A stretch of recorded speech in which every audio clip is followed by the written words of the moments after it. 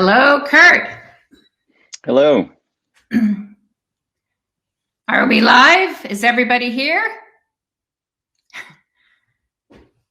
I guess we're kicking off the session.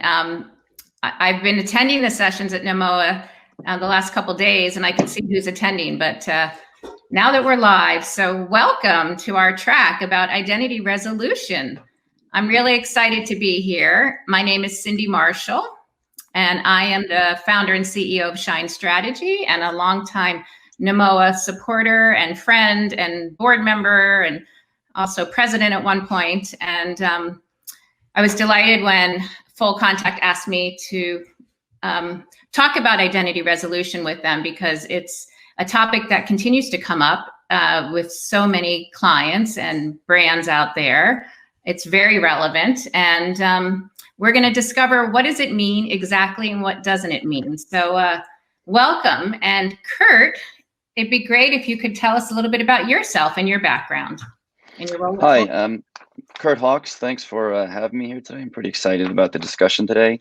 I'm the Chief Revenue Officer at Full Contact, and been driving growth at public and private companies for about 25 years. Most of my career has been spent in the advertising technology space. Also spent a chunk of time on the corporate strategy side. So pretty excited to talk about identity resolution. Great. I'm excited too. So we've got some material to share with you. So let's take a look. So what is identity resolution? As I mentioned earlier, everybody's confused about it. Can you break down identity resolution, what it is and isn't for us, Kurt? Sure, absolutely. So the way I think about identity resolution, it's a relatively new capability, and it's really about the ability to recognize a person in real time. So not a device, and not an identifier. Get beyond those devices, get beyond those identifiers to recognize a real person and understand that person in the moments that matter.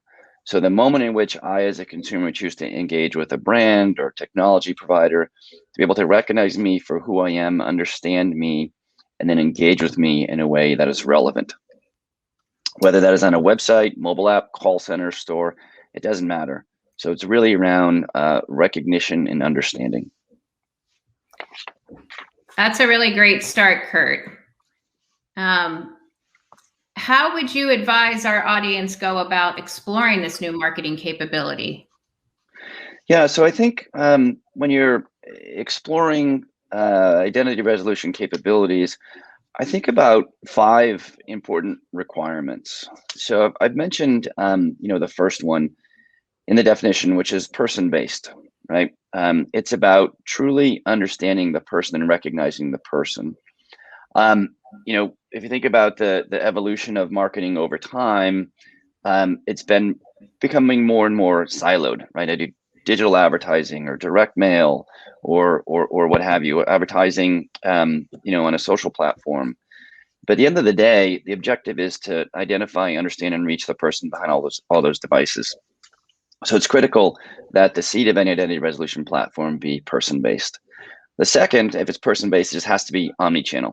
Right, we engage as consumers across different devices, different channels. So the ability to look for an omnichannel set of capabilities, and persistent is the third one. So persistent is really important because I might get a new phone, I might move, I might sign up for a new email address. To be able to persistently identify me as I evolve and change, and I choose to engage with a brand or a technology provider is really important. The fourth is around portability. Right, so portable identifier, a portable persistent identifier across different platforms, both inside a company's ecosystem and outside of that ecosystem. And the fifth one I talked about a little bit already, which is real time. Again, we as consumers operate in real time. It's important to be able to recognize a person in real time, the moment in which they engage. So if we take an example, just look on the right-hand side here, graphical representation of how a consumer may represent themselves in different ways over time.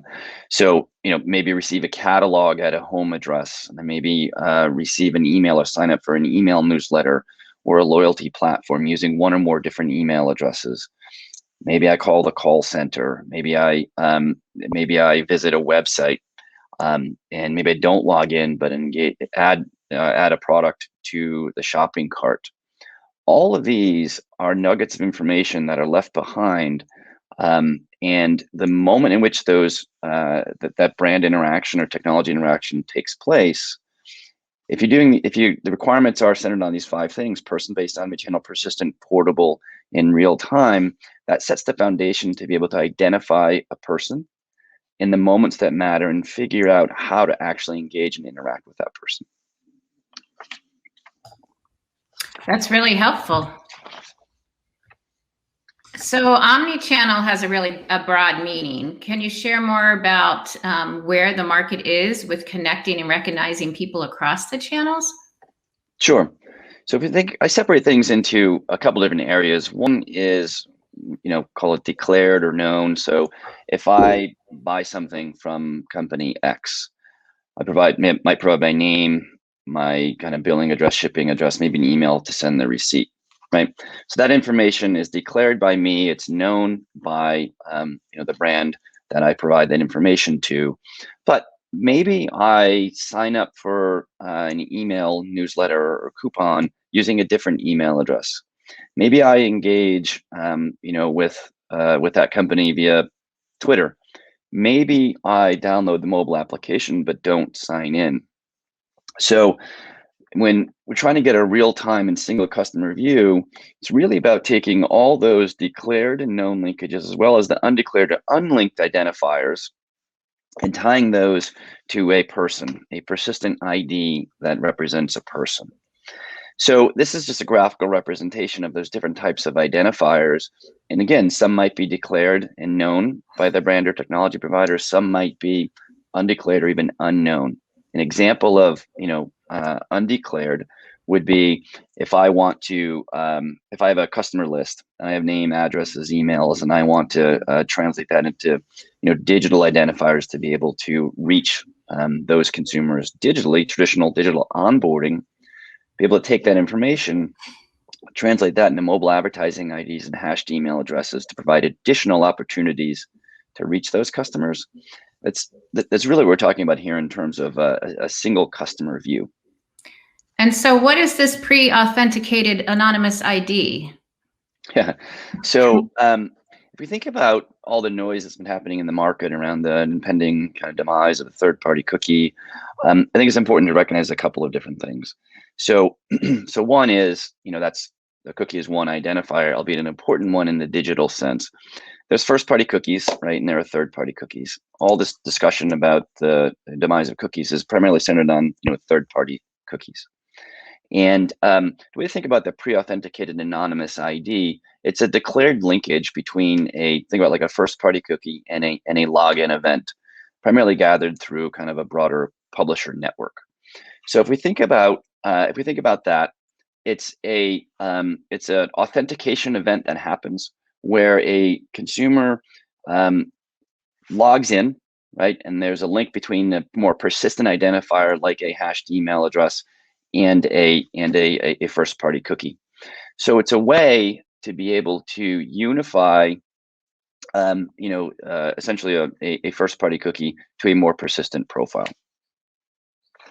So just to make sure that I understand this, are you then, I'm company, Vermont Country Store, they're right around the corner for me. Mm-hmm. So do you provide the name and address of the anonymous website visitor back to me at Vermont Country Store or LL Bean?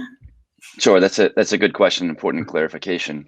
So the short answer is we do not. So what we do is we provide a persistent identifier that allows, in this case, Vermont Country Store or whoever the website owner might be, to be able to take that anonymous website visit, translate that into a persistent identifier that can then be connected into information that the brand already knows about that customer. So, for example, cookie ID XYZ might hit the website. We know that's person ID 12345. The brand knows person ID 12345.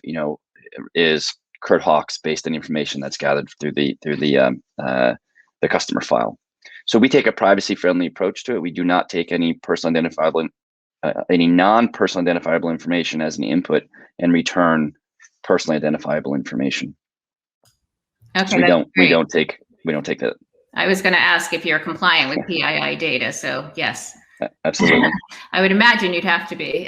So I just love this because my head's spinning with so many different ways as a marketer and how to connect multiple devices and multiple emails. I know for one, I get multiple emails from many different companies that I subscribe to. So this is great. Absolutely. Absolutely. So most of the brands in this room or on this Zoom or our live presentation here have significant investments in their customer database, their CRM, CDP, email platforms. They spend a lot of money cleansing their house file data. So are you suggesting that identity resolution replaces these systems? Not at all. I think identity resolution, can and is meant to amplify investments in the marketing technology stack. So, think about your own companies. Like you probably have, as Cindy said, significant investments, not just in the technology, but in the workflows and in the systems, also in the people and expertise to operate these systems. And identity resolution, in my view, is all about providing a persistent identity layer across the marketing technology stack. So to be able to unify, information that's collected in the CRM system, be able to not just have a persistent identifier in the CRM system, but across things like the loyalty system. Think about something like Adobe Experience Platform as one example. Adobe Experience Platform has their own notion of an identifier, an identity, which is the ECID. So to be able to take that ECID and connect that into a loyalty system, or connect it into a website anonymous visit, connect it into a call center, and really provide that persistent identity layer to enable all the systems across the MarTech stack to benefit from increased ability to recognize and understand consumers. So I think the things on the bottom here, the portable, the omnichannel, and the persistent, we've already talked about those at the beginning, but it's really about enabling portable, omnichannel, and persistent identity layer across the existing technology stack. That makes a lot of sense. Thank you.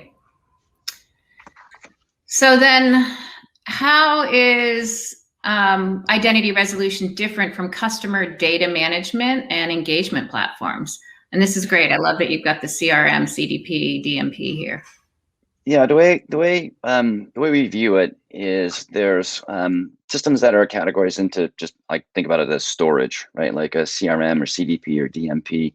So to be able to take information that is known, right, and to be able to store it to do something with it, whether it's providing an analytics platform, or whether it's whether it's something else.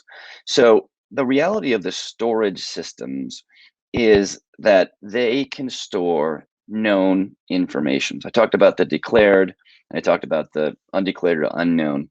So if I provide my name and address, my email address, and that information is linked to Kurt Hawks or linked to customer ID 12345, that information often is and can be stored across a CRM or CDP or DMP.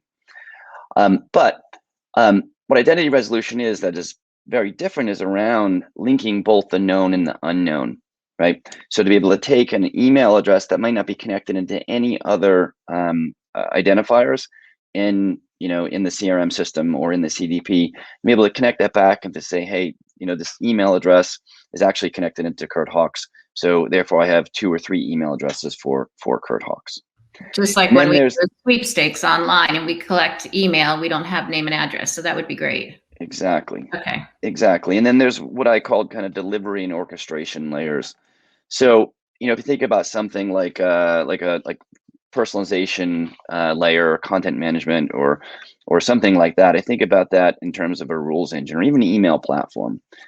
I have an existing set of customers or identifiers, and I want to be able to do something with information. I want to be able to send them an email. I want to be able to personalize content. So again, these rules engines or the orchestration layers are very good at presenting content or setting up a rules-based system. But think about something like personalizing a website, where in order to personalize a website, you have to personalize that website based on what? Think about something as simple as a customer or a prospect. If it's a customer, present this content. If it's a prospect, present that content. With identity resolution and the ability to better recognize, customers, what happens is that kind of decisioning and based on identification, is it a customer or is it a prospect? It's actually amplified, allows the delivery and orchestration platform to do a much better job of presenting the right message and engaging in the right way. That was really helpful. Thank you. All right, so I had a little drilling going on in the background. Sorry about that. The joys of working from home. So how is identity resolution different from traditional marketing processes like NCOA, data hygiene, deduplication, data appends? I mean, we've all been doing this for years. Exactly. So identity resolution, it's not about correcting data like NCOA or data cleansing or hygiene, something like that. What it's really about is connecting, right? Providing incremental connections, across customer data, prospect data, and really it's about amplifying that connectedness. And it's not really about correcting a misspelling or something like that. So think about the way in which we all as consumers engage and represent ourselves in different ways, right? It's really about providing that ability to recognize in real time and connect in real time an identifier, email address, for example, to another identifier or customer record, so that the recognition of me as an individual is actually amplified. So it's not about correcting or fixing things like misspellings. It's about amplifying connectedness to improve the ability to recognize. Which is basically online data cleansing.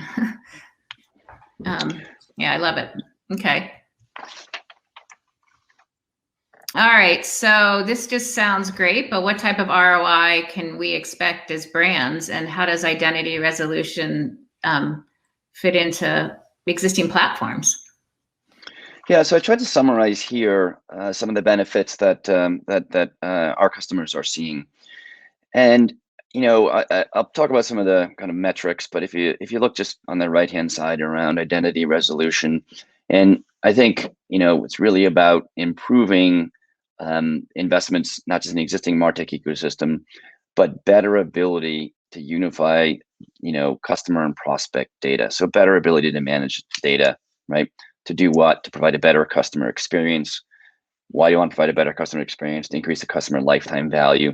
And let's face it, in today's environment, we're all any marketing investments, we need to justify the return on that marketing investment. So the persistent identity layer can provide a much better ability to evaluate, return on investment for any marketing investment. So with that said, what our customers are seeing is about 40% increase in additional linkage and unification. That's huge. So, right. So think about across just an email platform, you might have, a million emails, but to be able to say, hey, these 3 email addresses belong to Kurt Hawks, and the million emails is, 800,000 people or what have you. That's what I'm talking about in terms of more linkage and unification, more connectedness to your customers across different touch points. And then if we look at, recognition of anonymous website visitors, so anybody that's running or managing a website, or even as a consumer, the way in which you behave, think about any website that you visit. There's some websites and some reasons why in which you'd log in, but most websites have a much smaller percentage of visitors that log in, right, than visitors who don't log in.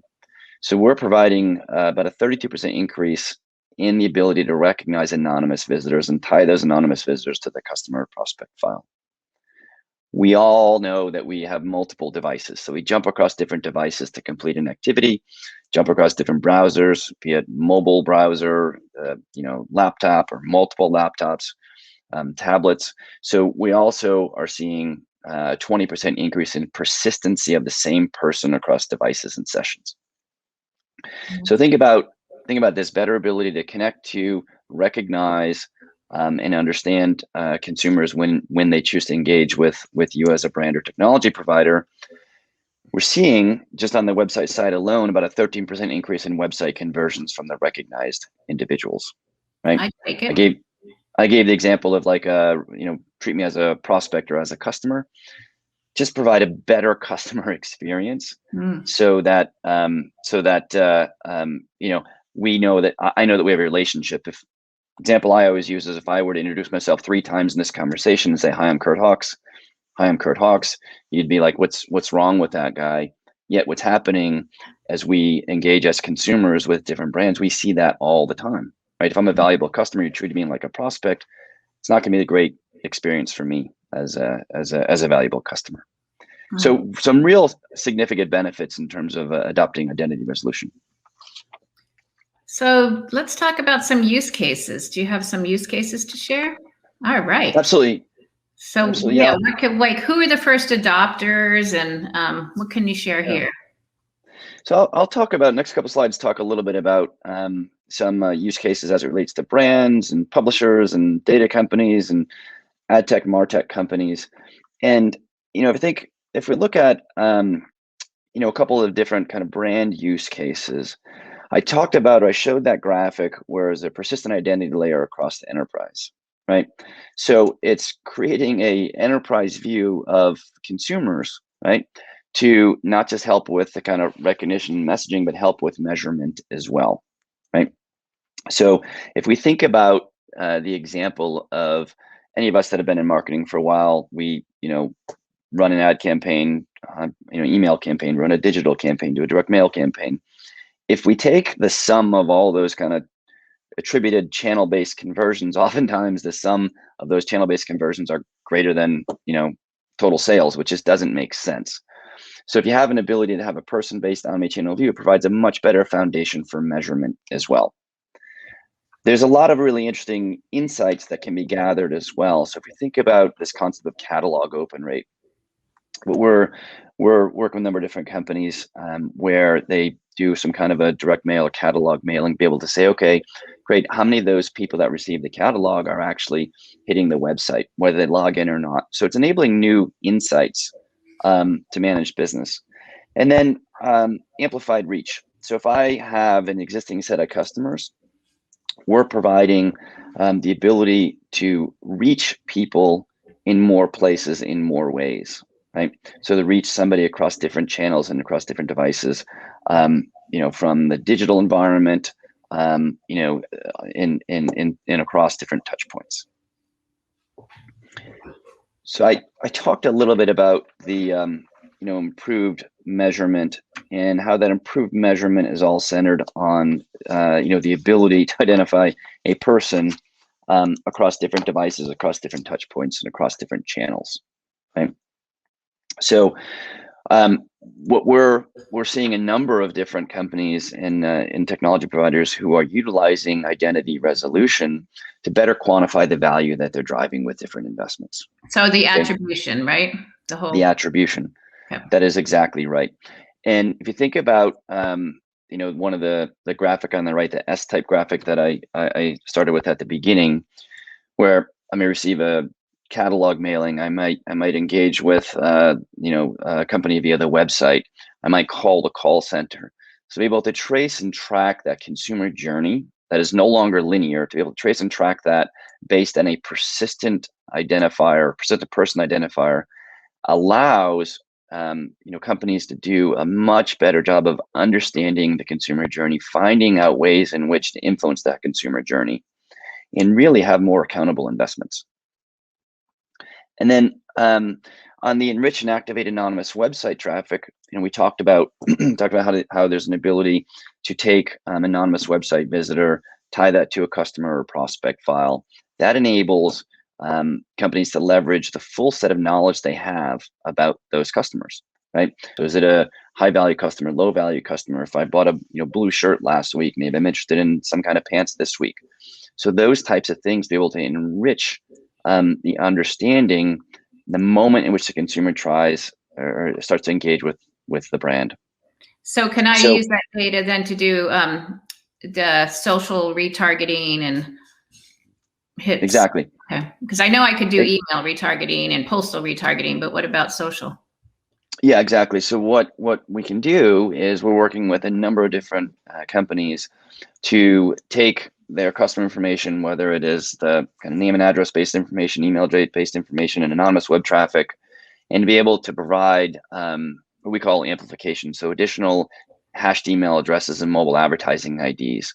So additional digital touch points that can then be activated in social platforms or places like Facebook and Google, of course, in a much more privacy friendly way. I love that. We've been wanting this forever.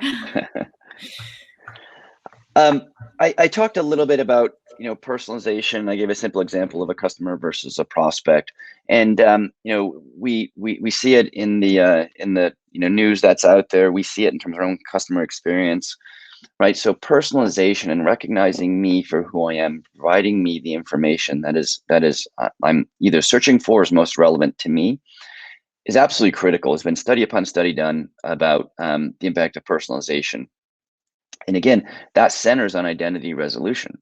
I use an example all the time because it happens once a week of a particular cable company that I use, and they send me a mailing almost once a week that offers me a better deal than I'm currently getting, from being a customer with them for 10 years, right? So those types of things are recognized to deliver content and message to me that is most relevant to me is really critical. Everything is just kind of a click away, a phone call away. That real-time personalization is critical, and also we're seeing brands use identity resolution for private identity sharing. So think about the concept of a retailer and a manufacturer. They each have information about their own customers, and the customer information is really critical and important to them. They want to be able to figure out how to work together and share some information that they have, but not share the list, not share the PII. So to be able to take customer lists from brand A and brand B or manufacturer B, translate that into anonymized information and help them understand where that overlap might be and enrich that understanding of their customer list in a privacy friendly way. We're seeing a lot of interest there too. So like if I'm Orvis, just for an example, I drive by the store all the time and they have a Jeep out front or a Range Rover or something they're giving away. They could do a partnership with, they probably already have a partnership, but they could do a higher campaign or a bigger campaign, I guess, correct? That's exactly right. That's exactly right. That's exactly right. Love that. And so I've talked a lot about brand use cases. We're also working with a number of different publishers to increase the value of their media and their inventory, really making it more addressable. So think about a publisher who has magazines, for example, send those magazines out. They have a subscriber list, and there's valuable information they have on those subscribers. Some of those subscribers will log into their website properties, but the reality is many of them don't. So to be able to take those anonymous website visitors and tie those anonymous visitors to their subscriber list and be able to provide an additional enrichment information increases the value of the inventory that they have, right? So we're seeing lots of interest here as well. So lots of different use cases, as I said, from publishers to data providers to marketing technology providers, brands, and so forth. Here on, I would love to understand a little bit more about how it works and some simple and complex examples. Thank you. Yeah. So what I've done here is to outline a crawl, walk, run approach. So the crawl stage is really around unifying fragmented customer and prospect data. So to be able to understand how connected or how much additional connection can be provided with regards to the customer information that already exists. The right-hand side is a very simplified view. So in this example, there's two files, a customer file and a prospect file. But you could think about it in terms of information from different systems. It could be information from an email system or a CRM system, or information, from a call center. Really, any information across the enterprise. The starting point from that is, okay, how many customers do you think you have, or how many customer records do you think you have? And then the crawl stage in terms of unifying the information is saying, hey, started with 153 million records, so customer records, 46 million on the customer side and 107 on the prospect side. If we think about linking all that information to people, What we see here, this is an example where that we linked it to 96 million people. So it's not 153 million people, it's 96 million people. We also generated some pretty interesting learnings. So if you look on kind of towards the bottom, you'll see distinct person IDs across files. So 15 million people, right? Or 15 million identifiers were actually in both the customer file and the prospect file. So of 46 million customer records, 19 million were distinct and just in the customer file. 15 million were both in the customer and prospect file. So think about something like trying to reach existing customers, right? And just focus messaging on existing customers. Better ability to do that, or make your prospecting efforts more clean. So the example I gave where I get a direct mail from a company that I've been working with for 10 years, that's probably a result of some information I provided over time or some list they've purchased that is not linked to their customer file in the right way. So the crawl stage is really about unifying fragmented customer and prospect data, right? Proving there's value and identity resolution. And so like I have 5 emails and 3 devices. And so the prospect count went from 100,000 down to 60. So that's pretty crazy. Right. Yeah. Exactly right. That's exactly right. All right. So in the crawl stage, it's understanding incremental connectedness that can be gained from identity resolution. Then the walk stage is starting to move towards, okay, so how can we take this real-time integration and real-time recognition and start to quantify the benefits of that?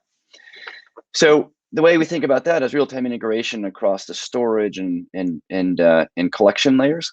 So I gave an example, I outlined earlier, things like a CDP or CRM system where information is stored and collected. So it's around the integration into those systems. And this is an example around real-time recognition of anonymous website visitors. And in this example, over this period of time, we identified there were about 3.2 million anonymous website visitors. Now, we didn't match and recognize every single one of those website visitors, but we matched about 60% of those visitors and said, okay, about 1.9 million visits is coming from 600,000 people. Now, here's where it becomes much more interesting, right? So this particular company, 72% of the visits were from existing customers. Now, these are people who did not authenticate, did not sign in. Wow. So 3.2 million anonymous website visitors, right? And we unified those website visits to unique people, and then enabled the company to tie it to their customer and prospect file. So 72% of the visitors were actually customers, and only 28% were prospects, right? That's incredible. It's a huge identification. Right. Yeah, and then so if you think about this as the walk stage, it also extends beyond just anonymous website recognition. Could be including things like if I sign up for an email newsletter, to be able to say, okay, as soon as I provide this new email address and link it to the customer prospect file. This is a really interesting recent example that we did around the anonymous website recognition. So if we did the crawl, unify fragmented customer and prospect data, the walk, which is integrated across different kind of data collection and storage layers. And then the run is really integrating with what I call the orchestration layer, right? So if we think about, as an example, a company that's made significant investments in a technology platform like Adobe Experience Platform. So this is an example of using Adobe Experience Platform to deliver personalized experiences on the website, to be able to plug the identity resolution capability and connect it into Adobe Experience Platform to enable Adobe Experience Platform to have a much better ability to identify and recognize and actually execute against those rules in that orchestration, right? If I'm a customer, present this information. If I'm a prospect, present that information, as an example. So the run is really around connecting it to real-time orchestration and real-time activation and messaging. So we think about it as a crawl, walk, and run. I love it. These are great. So how do I go about signing up? Yeah, so what we are willing to do, what we're willing to do is for folks that are participating in this webinar, we're willing to work and offer a free customer recognition proof of concept. And really what that is the crawl and the walk stage. So on the left side of this chart, it's resolve customers and customer and prospect data. So we'll work with folks who are on this webinar in this session to be able to quantify the value identity resolution can bring to them, right? To take their customer and prospect records and unify those behind a persistent, portable, omnichannel person ID to be able to say, hey, these 3 email addresses belong to person ID 1, 2, 3, 4, 5. Quantify this value right away. The second thing that we're willing to offer in a free proof of concept is to recognize anonymous site visitors and amplify with additional digital identifiers. So I gave the example of the 3.2 million anonymous website visitors, and 72% were customers, 28% were prospects. We're willing to offer this, to people who are participating in this webinar, really to prove the value of identity resolution and help quantify what's in it for each and every person. So what type of resources do I need as a brand to be part of? So we try to make it pretty simple, and to do the resolved customer and prospect records, what's represented on the left-hand side, the resources would really be, it can be as simple as just, we'd set up a secure environment and to send us the customer and prospect identifiers, and we could do the rest and create this type of analysis. We also have a real-time API for those folks who want to start right away working with that and be able to provide the identifiers via an API. So we can be flexible in terms of how anybody wants to work with us. So we're trying to make it as easy as possible to prove the value of identity resolution before significant investments are made. Even when it gets into what I categorize as the run stage, example, connection to things like Adobe Experience Platform or connection to an email platform, we try to make it as easy as possible as well. We have different types of integration guides, and it's really around connecting an API into these other marketing technology environments, which is actually a pretty simple thing to do.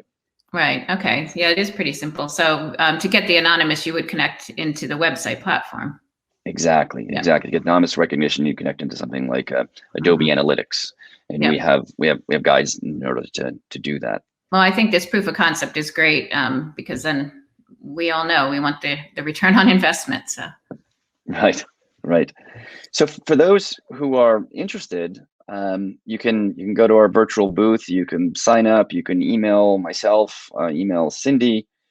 You can go to the Full Contact website and fill out the form. It just mentioned you were at the NMO event. You can go back to the NMO registration. There's a link to our website. So to the extent that anybody is interested in this, we'd love to hear from you and really quantify the opportunity. All right, so I'm going to take this, do a wrap up on a summary here. So this was really valuable, Kurt. Thank you. And I like your simple explanations of something complex. So number one, the identity resolution, it's a new marketing capability. So just remember, this is not replacing any existing marketing or AdTech stacks. It's brand new. Number two, it accelerates your marketing investment at a low incremental cost. And the acceleration is phenomenal given the identification of the anonymous visitors. Just think what you can do with that. Number three, you're improving your customer engagement. So just think about ability to identify the individual versus the device in the email. And again, back to me, I have 5 emails and 3 devices. No, actually, I think I have 4 devices. So I show up multiple times, and I hate it when I get multiple emails on all my email addresses from the same company. So another use case would be interacting with different channels and the ability to target more effectively. If you've got stores, if the call center, catalog matchbacks, email, etc. Print and web interaction would be another great use case. So catalog open rates, who came to the website. Like we've always wanted to know who opened the mailbox and looked at my catalog. You can capture print prospects and amplify the reach by remarketing to them. So how fabulous is that? And you're doing it legally. You could get early list rental reads as well. Just think about that.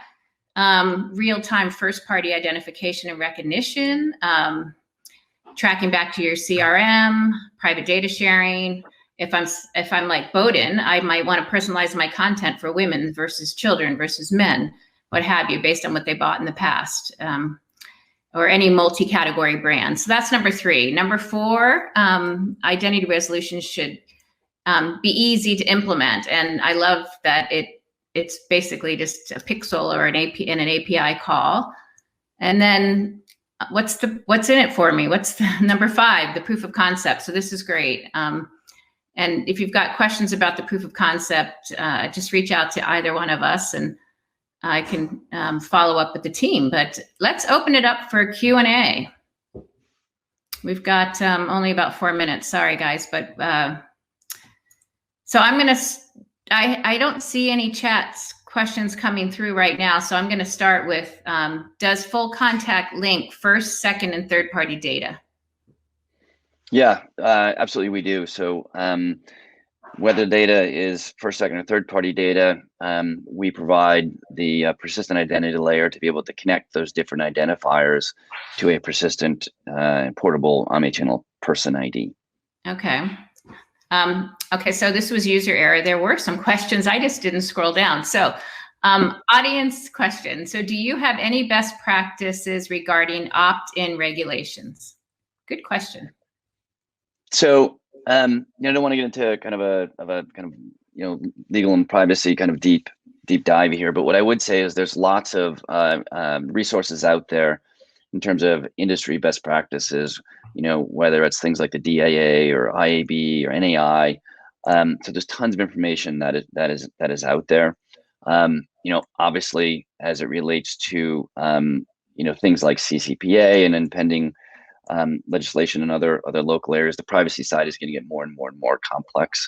So, I guess what I would say is leverage the industry guides that are out there and information that's already out there. And then when you're talking about working with another partner, technology provider or data provider, what have you, have a conversation and say, how do you comply with these regulations? Right? I think that's an important consideration. Certainly going to become increasingly important over time. Okay, great. Another audience question was, how does the quality or breadth of data compare for B2B versus B2C? For example, knowing Mary Smith is HR director at a large company. Good question. Yeah. So if we think about, there's just in general more identifiers available out there just on the B2C environment, but think about what has happened in the last year with this kind of crazy COVID environment.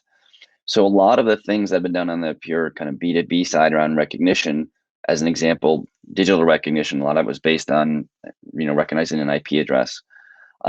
That's no longer, as powerful as it was because consumers are working from home, right?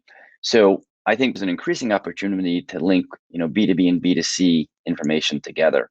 So be able to say, hey, Kurt Hawks at Full Contact is linked into whatever it is, kurthawks@gmail.com. That provides incremental ability to connect with me, Kurt Hawks, incremental ability to reach Kurt Hawks across different environments. I'm the same person.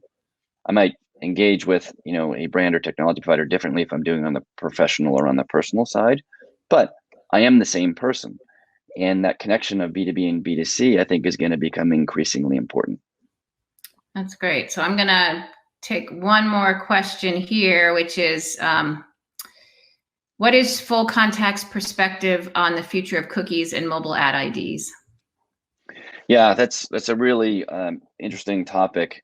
And I think about a couple different things. So one is a cookie is one identifier, one way in which information can be gathered.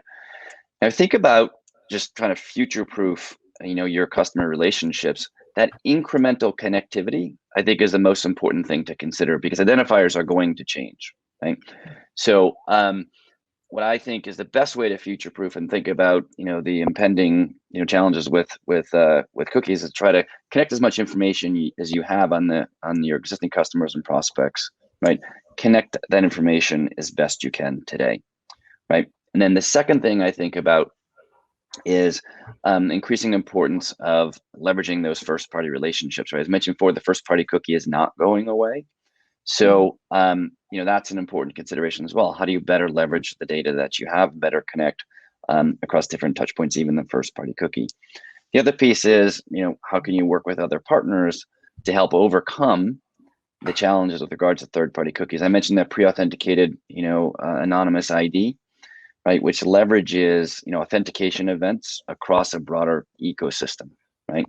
So I think that identifiers are going to continue to change. There's going to be continued changes in regards to cookies and mobile advertising IDs. The best way to future-proof that is to try to connect the information that you have across all different touch points, including website visits, including other identifiers through other systems like email, name and physical address, things like that. So we've got to wrap up. We're a minute over, and Kurt, that was excellent. I learned a lot. I know I'm hoping that everybody else did too. And it seems like a no-brainer to do the proof of concept, and the fact that things are going to just continue to change as identifiers. And I like that everything you're doing is legal and what have you. So that was great. Thank you. Thank you very much. I really appreciate it. And if anybody wants to do this proof of concept, reach out to Kurt, reach out to me, or ask Marnie or anybody from Namoa. Thanks, everybody. All right. And